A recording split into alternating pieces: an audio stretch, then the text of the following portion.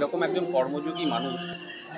সবসময় রামকৃষ্ণ মিশনের গুরুত্ব আমরা আমাদের ভারতে এবং পৃথিবীতে সমাজ সেবার ক্ষেত্রে, সেবামূলক কাজের ক্ষেত্রে এটা অনস্বীকার্য, কেউ অস্বীকার করতে পারবেন না।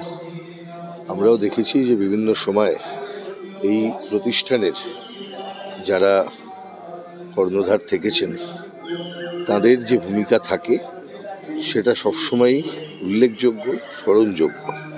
সেই অর্থে স্বামী স্মরণানন্দের এই জীবনাবসান আমাদের সকলের ক্ষেত্রে একটা ক্ষতি, সমাজের ক্ষেত্রে ক্ষতি।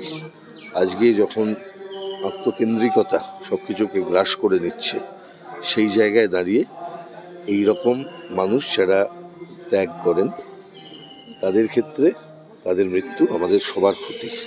তার জন্য আমি তার স্মৃতির প্রতি শ্রদ্ধা জানাচ্ছি, তার অনুগামী তাদের প্রতি আমার সমবেদনা জানাচ্ছি, এবং তারা নিশ্চিতভাবেই তার যে অপূর্ণ কাজ সেই কাজকে সমাপ্ত করবেন এবং রামকৃষ্ণ মিশনের যে দেখানো রাস্তা, স্বামী বিবেকানন্দের যে আদর্শ, সেটাকে নিয়ে তারা কাজ করবেন এই আশা করব এবং আমি তার স্মৃতির প্রতি শ্রদ্ধা জানাই।